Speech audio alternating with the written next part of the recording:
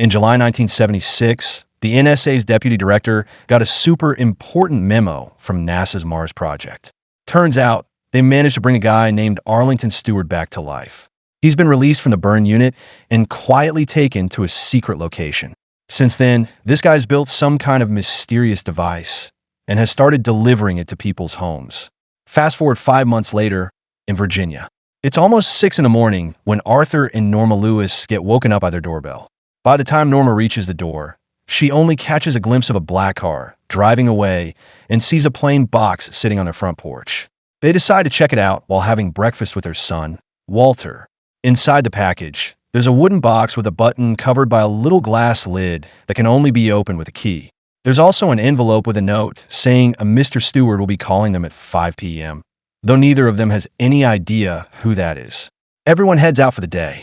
Walter goes to school, and Norma heads to her job teaching. In class, a student named Charles randomly asks why she limps and even dares her to show them her foot.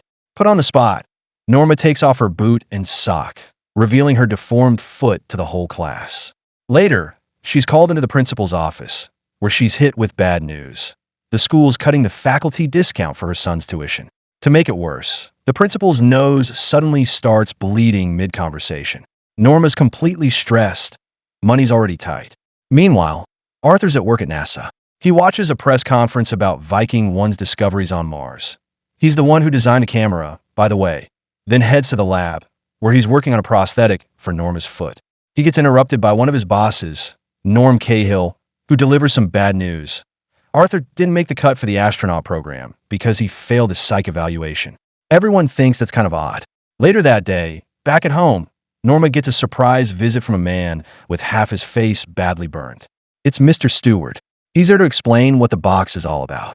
He hands her the key to open the lid over the button and calmly says, if she presses the button, 2 things will happen. Someone out there, someone they don't know, will die, and she'll get $1 million tax-free in cash. To prove he's serious, Stewart hands Norma a crisp $100 bill, then lays out the ground rules. He can't reveal who he works for. She can't tell anyone about the button deal except for Arthur. And she has exactly 24 hours to decide. Tomorrow at 5 p.m., he'll return to pick up the box, no matter what she chooses. After that, the box gets reprogrammed and passed on to another family. Before she can ask more, Stewart just turns around, gets in his car, and drives off. That evening, Arthur comes home. They both sit down and share their bad news from the day, his astronaut rejection, her lost tuition discount, and then Norma tells him everything about Stewart in the box. Since they can't agree on what to do, they lock the box in their safe and try to enjoy a night out at the theater. Walter stays home with his babysitter Dana. But even at the theater, the box is all they can think about. They talk about it nonstop, unaware that someone is watching them from the shadows. When they get back home, they pull the box out again and examine it more carefully. Arthur eventually opens up the bottom of it, and it's completely empty. That just raises more questions. How would anyone know if the button gets pushed? Time is running out. If they don't come up with a solution, Norma will have to cancel her much-needed foot surgery. Meanwhile, over at NASA, one of Arthur's co-workers, Jeffrey Carnes, gets a call from his wife. She tells him she just saw a woman being kidnapped while shopping. Jeffrey tells her to go home and lock the doors. What he doesn't know is that he's being watched too, by the same figure who's been following Arthur and Norma. Later that day, Arthur comes home and hands Norma the $100 bill again, explaining that he tested it, completely authentic. After going back and forth about it, Norma finally decides. She presses the button. Elsewhere in the city, police respond to a 911 call about screaming and a gunshot. They arrive at a house and find a woman dead. Her daughter is locked in the bathroom, terrified. A short time later, Stewart returns to the Lewis home. He hands him a suitcase filled with $1 million, just like he promised, and quietly takes the box back. He's about to leave when Arthur follows him outside and tries to give the money back. Stewart doesn't even respond. He just gets in his car and drives off. Arthur does catch a glimpse of his license plate, though, and he and Norma write it down. Over at the police station, Norma's father, Dick Burns, is handling the case of the dead woman. Turns out, she was Jeffrey Carnes' wife, but Jeffrey's missing. Witnesses say they saw him run out of the house right after the gunshot. That night, Arthur surprises Norma with the prosthetic foot he's been working on. It fits perfectly. For the first time in years, she walks without pain. No more limping. After that, they head over to the rehearsal dinner for Norma's sister's wedding, where Charles happens to be working as one of the waiters. During the event, Norma's parents start raffling off some donated gifts for the holiday season. The first name drawn is Arthur, and after Charles flashes him a peace sign, Arthur picks out a plain brown box. It looks just like the one Stewart gave them. Back at the table, Arthur opens it with Norma and finds a photo inside. It's a picture of Stewart from before the burns, when his face was still whole. Later, while sipping a drink with Charles, Arthur slips him Stewart's license plate number, hoping Charles can use his connections in law enforcement to find out who this guy really is. But as they talk, Arthur notices something odd. Charles keeps watching him. Curious, he asks another guest about the kid and gets irritated when he hears that Charles embarrassed Norma in front of the class. Meanwhile, a different waiter, this one with a bleeding nose, tells Norma she has a phone call. When she picks up, it's Stewart on the other end. He warns her there will be consequences for trying to run his plate through the police. Right after she hangs up, Norma hears a commotion outside and rushes out. Arthur's there, getting in Charles's face over what he said about Norma. She quickly intervenes to avoid making a scene, urging Arthur to just leave and go home. But when they get in their car, they find the words "No exit" written across the window. And as they pull away, Charles throws them that peace sign again. Back at the house, Dana is doing her best to keep Walter entertained. She pretends not to notice the figures moving past the windows, and eventually both of them fall asleep on the couch. When Arthur and Norma get back, Arthur offers to drive Dana to where she's staying. On the way, she casually mentions it's a motel.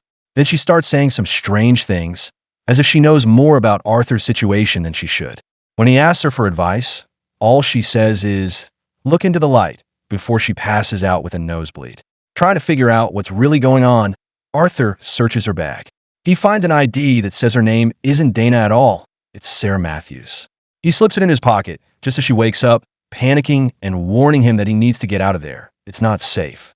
When she gets to the motel, every guest steps out of their rooms and silently watches her as she walks to her door. Inside, there's a massive board filled with maps and pinned photos of Arthur and his family. Back outside, the motel guests all gather around the pool, silently staring down at the water.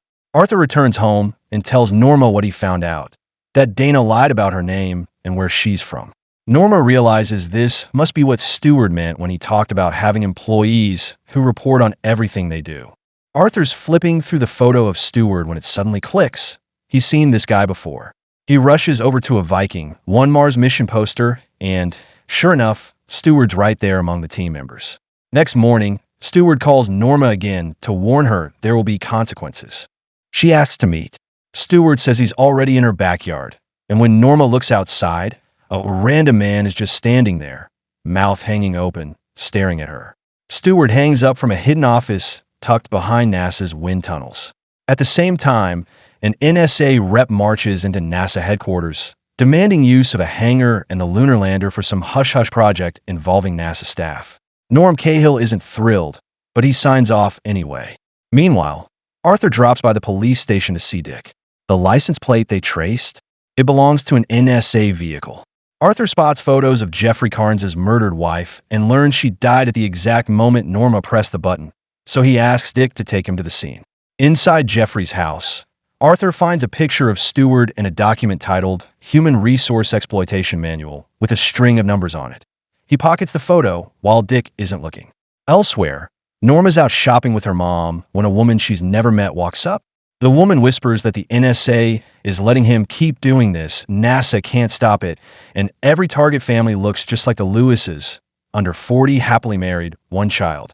She slips Norma a note with numbers to follow at the Richmond Library, warns her not to trust anyone, including Arthur, and collapses with a nosebleed. Both Norma and Arthur independently head to the library to see where their numbers lead. Norma ends up watching footage of the NASA hangar after last summer's lightning strike, plus a press conference clip where Stewart is sitting in the audience. When the video ends, two women quietly escort her to a back room where Stewart is waiting. Stewart explains that ever since lightning struck him, he's been in contact with the forces behind it all. He asks what Norma felt the first time she saw his scarred face. He assumes it was pity. Norma corrects him. It was love. She says she understood how disfigurement can hurt a person. Her own foot problem is hidden, but he has to wear his scars in full view. After seeing him, she decided she'd never feel sorry for herself again. Stewart is taken aback by Norma's response and gently asks her to take his hand. The moment she does, she loses consciousness. Meanwhile, Arthur has found a book about lightning strikes and a newspaper clipping about a NASA employee who was hit by lightning years ago. As he exits the room, he realizes he's being followed. Guests from the library silently begin to surround him. He tries to escape through the reading room, but more people stand and stare, blocking his path. Then Stewart's wife, Clymene, appears and tells him the library is for employees only and that he's currently undergoing a test. She guides him into a room where 3 watery gateways shimmer on the floor.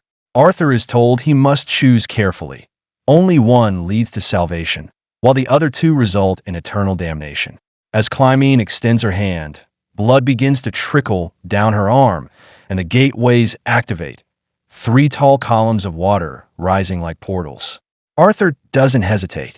Recalling the number Charles flashed at him during the wedding party, he picks gateway number 2 and steps in. Instantly, he's engulfed in white light. Moments later, Arthur and a splash of water appear above Norma in their bedroom, floating over her sleeping body. She wakes just in time to see him and the water crash down onto the bed. Walter comes in to check on them, and while tidying up, he tells Norma that she came home last night looking like a zombie, said nothing, and just went straight to bed. Elsewhere, Norm Cahill has a private meeting with the NSA agent overseeing Stewart. The agent reveals that Stewart was struck by lightning 5 months ago, and that's when things changed. He died, but hours later, while in the morgue's freezer, a nurse heard him laugh. He was immediately transferred to a military hospital, where he showed remarkable traits: rapid healing, no cellular decay, and abilities no normal human should have. Unbeknownst to them, Stewart is listening to the entire exchange. Later, when asked why he uses a box, he explains that everything in life, houses, cars, TVs, even the human body, is a kind of box. And when people die, they go into yet another box. His employers are running a test, and passing means refusing to push the button. The outcome of these tests will help determine the fate of humanity. Elsewhere, Stewart's employees, like Dana, are being drawn into beams of white light as they prepare for the next round of testing, which is set to happen in Massachusetts. That night, the Lewis family attends Norma's sister's wedding. While dancing, Arthur shares with Norma what he experienced inside the light. It felt like a warm embrace, not here or there, just something in between. And in that place, there's no despair in the human heart. Just like always, Stewart's people are watching them from the shadows. But this time, when Arthur starts feeling sick and steps outside, it's not one of the employees who approaches him. It's Jeffrey. With a gun in his hand, Jeffrey tells Arthur it's already too late for him, but Arthur still has a chance. He forces him into a truck and drives off. Meanwhile, Walter and Norma realize Arthur has gone missing. Before they can do anything, a group of men shows up and kidnaps them both. Inside the truck, Jeffrey shows Arthur some top-secret documents. They explain that people with frontal lobe hemorrhages can't be used as employees. It's Stewart's one blind spot. He still hasn't figured out how to get inside their minds without being noticed. Despite controlling major institutions like the FBI, Stewart can be stopped. Jeffrey reveals that Arthur's son has been taken to the same motel where his own daughter was once held. Just like what happened to him, Walter is being slowly lowered into the motel pool. Another one of those strange gateways. Jeffrey confesses he had to kill his wife to save his daughter when Stewart made him choose. Now, Arthur's facing the same choice. Suddenly, the truck screeches to a stop. A man dressed as Santa Claus is standing in the road. Then, bam, they're hit by another car. Turns out Santa is one of Stewart's employees. But when the police arrive, the only body they find in the truck is Jeffrey's. Arthur, disoriented, finds himself walking out of a NASA hangar. Cahill is waiting for him and warns that whatever Arthur does next will have bigger consequences than he can possibly imagine. Later, Arthur and Norma are brought back to their house, where Stewart is already waiting with one final test. Walter is locked in the bathroom, and now he's both blind and deaf. Stewart presents 2 options. They can keep the money and live the rest of their lives with a disabled son, or Arthur can kill Norma. Doing so will restore Walter's senses, and the money will be held in a trust fund he can access at 18. Enraged, Arthur grabs the gun Stewart left for them and threatens to shoot him. But Stewart calmly explains that killing him won't change anything. It'll only land Arthur in prison with a story no one will believe. Someone else will just take his place. Stewart leaves, and the couple rushes to the bathroom door, but it's locked. Walter is on the other side, unable to hear them or move away if they try to break it down. Norma realizes she can't bear to see her son live like this. So she makes a heartbreaking request. She asks Arthur to shoot her. They share one last kiss. Then, Arthur pulls the trigger. At that exact moment, elsewhere in the neighborhood, another couple presses the button on their own box. Arthur walks back to the bathroom door, his face broken with grief. He kneels down, trying to speak to Walter one last time, just to hear his voice. And from the other side, he finally does. Walter calls out to him. But before Arthur can say anything else, the sound of police sirens fills the air and officers come storming in. They don't put him in a regular police car, though. Instead, he's quietly escorted into the NSA's black car. Cahill is there, calm as ever, and assures Arthur not to worry. He promises Walter will be looked after. Arthur glances out the window, and there's Walter standing safe and sound, his eyesight and hearing fully restored, watching his father through the glass. Elsewhere, Mr. Stewart retrieves the box from the home of the couple who just pressed the button. Without a word, he prepares it to be delivered again, to someone new.